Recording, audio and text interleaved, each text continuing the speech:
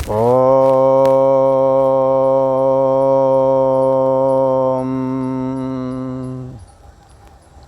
श्री योग वासिष्ठ के स्थिति प्रकरण में श्री वशिष्ठ जी महाराज बोले, हे राम जी, जैसे क्षीर समुद्र में पूर्णिमा का समय आ जाए तो जैसे क्षीर समुद्र अपने आप में पूर्ण नहीं समाता, तैसे ही राम जी ज्ञानी जब आत्मस्थ हो जाता है तो अपने आप में नहीं समाता, अर्थात अनंत हो जाता है, अनादि और अनंत हो जाता है। देह कैसा है? आदि है और अंत वाला है। मन भी आने और जाने वाला है, परंतु ये चैतन्य सत्ता आत्मा मन से जुड़ने की वजह से परिच्छिन्न लगता है। पर जब ये ज्ञानवान महापुरुष ऐसा जानता है, मैं अनादि और अनंत हूँ, जब ऐसा जानता है तो अपने आप में नहीं समाता। जैसे समुद्र अपने आप में नहीं समाता। पूर्णिमा के दिन ज्वार भाटा वगैरह आते जाते रहते हैं, वहाँ भी हे राम जी, इन जीवों को भोग की इच्छा ही दीन करती है। कहीं पर भी आप जाइए, किसी के यहाँ भी जाइए, यदि आपके अंदर भोग की इच्छा है, भोग की इच्छा मतलब कामनाएं हैं, खाने पीने रहने से संबंधित यदि कोई भी कामना है तो तुम्हें दीन बना देगी। आपको दूसरे के आगे झुकना ही पड़ेगा। आपको ना चाहते हुए भी आपकी इच्छा नहीं है तो भी उसकी बड़ाई करनी पड़ेगी। इसलिए यहाँ कहते हैं कि राम जी, ये जितने भी जीव हैं, इन समस्त जीवों को भोग की इच्छा ने ही दीन बनाया है, और उस दीनता के चलते कामना ने से दीन बनाया है। भोग की कामना ने, उस कामना से के चलते ये आत्म पद से विमुख हो जाते हैं, आत्म तत्व को नहीं प्राप्त कर पाते हैं, ऐसा कहा। और कैसा हो जाता है? अनात्मा में प्राप्त हो कृपण हो जाते हैं। अनात्मा में प्राप्त हो अर्थात देह को मैं मान करके, देह के जो जन्मना, अस्थि, वृद्धि, विपरिणाम, अपक्षय और मृत्यु, जो ये शरीर के धर्म हैं, इन्हों को ही अपने में ओढ़ करके कभी अपने को बचपने वाला तो कभी अपने को जवानी वाला, कभी अपने को बुढ़ा मानता है, कभी कहता कि अब मैं मर जाऊंगा। ये हो के अविनाशी तत्व होते हुए भी आपका अस्तित्व अविनाशी है। ऐसा होने पर भी आप इन देह के धर्मों के द्वारा दुखी हो जाते हैं, दीन हो जाते हैं। इसी प्रकार मन अनुकूलता और प्रतिकूलता के चलते, अनुकूलता और प्रतिकूलता के चलते मन सुखी और दुखी होता है। और अनुकूल देश काल वस्तु ये सब मेरे अनुकूल हों, जैसा मन चाहता, मैं चाहता हूँ वैसे ये हो जाएं, ऐसी चाहना इनको मन के तल पर भी चैन से नहीं रहने देती, मन से भी ये दीन हो जाते हैं। और इसी प्रकार से बुद्धि के तल पर भी परिच्छिन्न व्यक्तित्वपना भाव, सोने जागने वाली ये चेतना, जो अभी लगता है सबको जान रहे हैं, सोने के समय में कहते हैं कुछ भी ना जाना, ऐसा कहते हैं। ये चीज़ जो है बुद्धि के तल पर, बुद्धि से संपर्क होने की वजह से ये चीज़ उसे दुखी करती है। इसलिए यहाँ कहते हैं कि वो आत्मपद से घिर जाते हैं और अनात्मा में कृपण हो जाते हैं। अनात्मा शरीर मन और इंद्रियों के धर्मों से जुड़ करके और दुखी सुखी होना, यही कृपणता को कहा गया है। यहाँ उनको देख करके जो उत्तम पद प्राप्त कर लिया है, उत्तम पद क्या है? चैतन्य सत्ता आत्मा मैं हूँ, जो इस शरीर मन बुद्धि आदि का भी आश्रय प्रकाशक है, सत्ता मात्र है, सोहम अस्मि, वो मैं ही हूँ।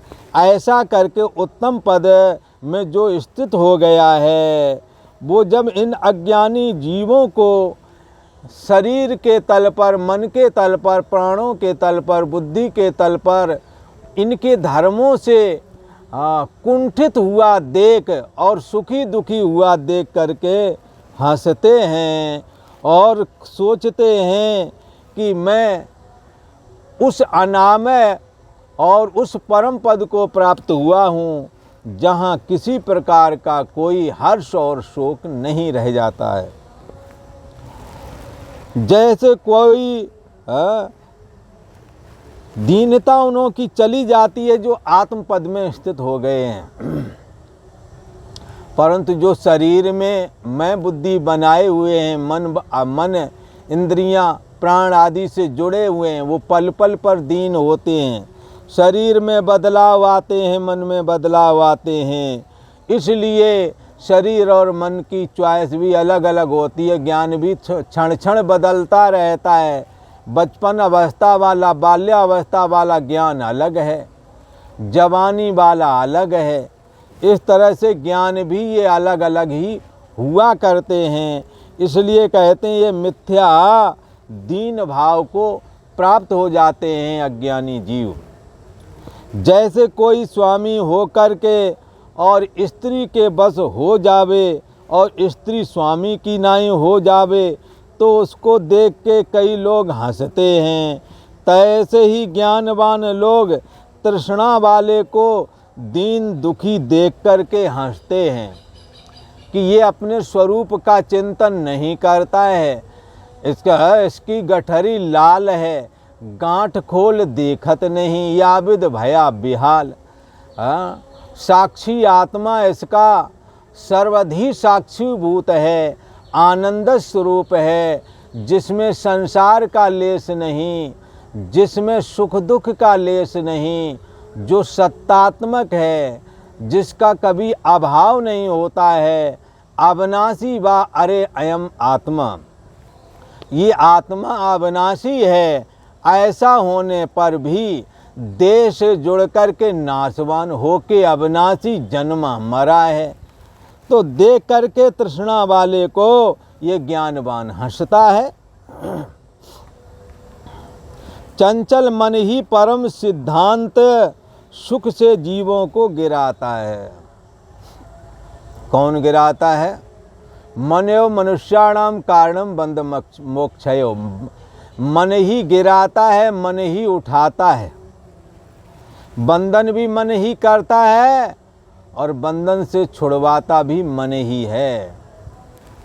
इसलिए कहा कौन सा मन बंधन करता है और कौन सा मन बंधन से छुड़वा देता है। ऐसी जिज्ञासा होने पर श्री वशिष्ठ जी महाराज कहते हैं, ये विषयों की ओर लोलुप चंचल मन ही परम सिद्धांत सुख। परम सिद्धांत क्या है? अविनाशी आत्मा है।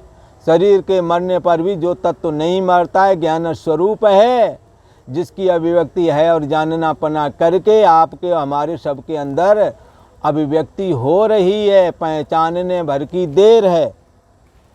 ये परम सिद्धांत है कि सबका आत्मा अविनाशी है, इसमें कोई फेर बदल नहीं कर सकता। चंचल मन ही परम सिद्धांत सुख से जीवों को गिरा देता है। विषयाभिमुख मन, ये विषयों की ओर जाने वाला मन, ये गिरा देता है। इससे राम जी तुम इस मन रूपी हस्ती को, अर्थात मन रूपी हाथी को विचार रूपी कुंडे से बस करो। विचार रूपी कुंडा, अंकुश इस पर मारो ताकि ये बस हो जाए। क्योंकि ये मन ही बंधायमान करता है, कब? जब विषयों में ये फंस जाता है। इसलिए ये मन आप ही अपना मित्र है और आप ही अपना शत्रु भी बताया गया है। बंधुरात मनस्तस्य एनात्म,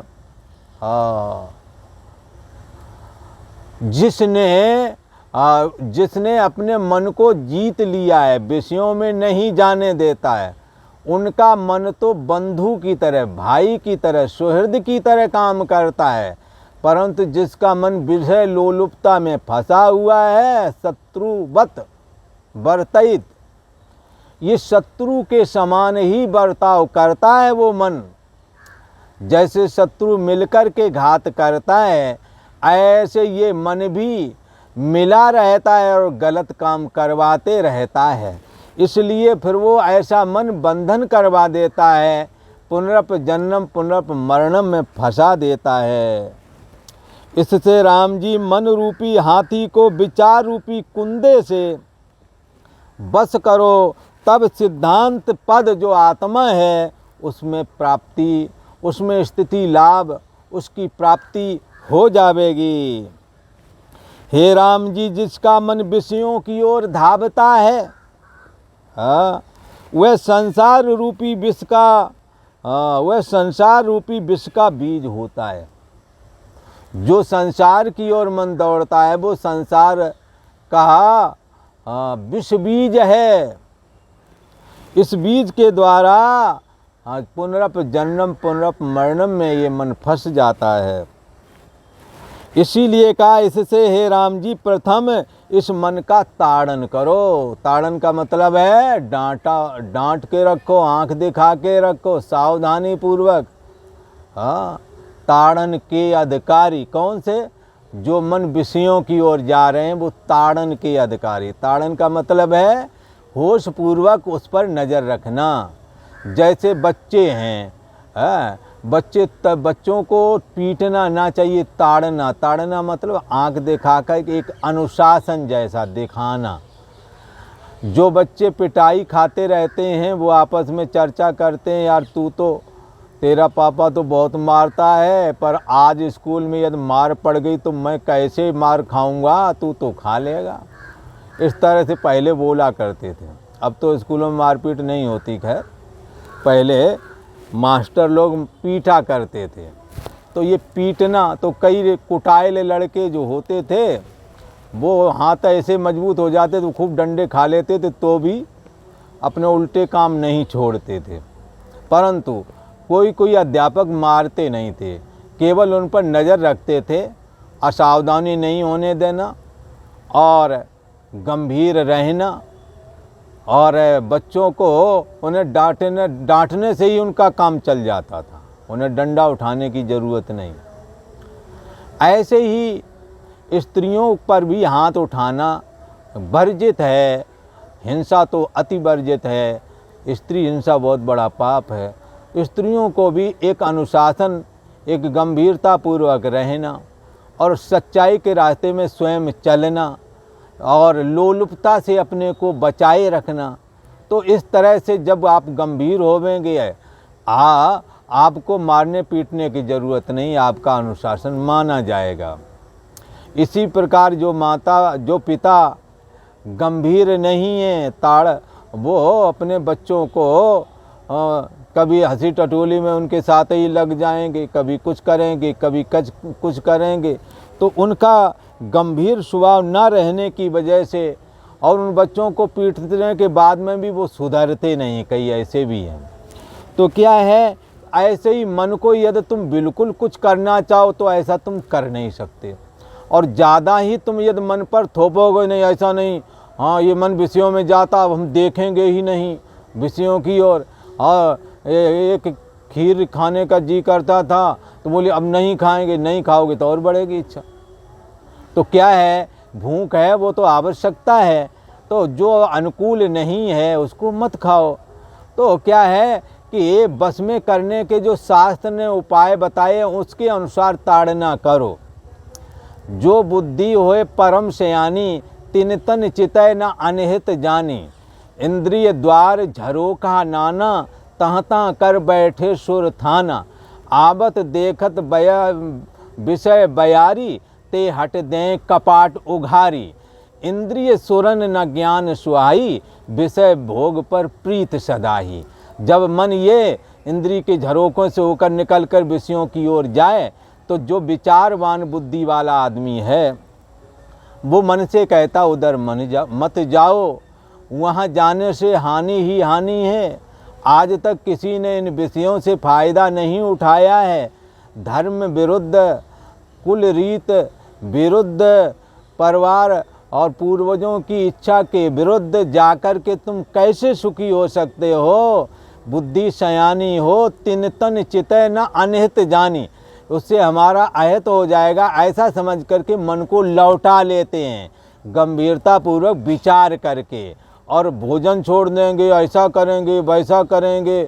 ऐसे भी कई हैं, कई ने अब कपड़े त्याग दिए, कहीं कुछ कर दिया, कहीं कुछ कर दिया, मौन हो गए, पर सपने में बोलते रहे, डायरी में लिख करके बताते रहे। अनेकों प्रकार का यत्न करते हैं इस मन को रोकने का, पर अच्छा और सरल उपाय है मन के ताड़न करने का कि शास्त्र के अनुसार जीवन को बनाएं और सत्पुरुषों की संगत करें। आपके मन का ताड़न हो जाएगा और उस ताड़न मात्र से मन रुक जाएगा। जबरदस्ती करने से मन टेंशन में आता है। जैसे आप ध्यान करें और मन नहीं लग रहा फिर भी लगा रहे, तो वो लगना ध्यान तो क्या लगना, और सर में वजन और बन जाता है। तो इससे मन को विचार के द्वारा रोकना है और विषयों में जाने नहीं देना है और परमात्म चिंतन में लगाए रखना है।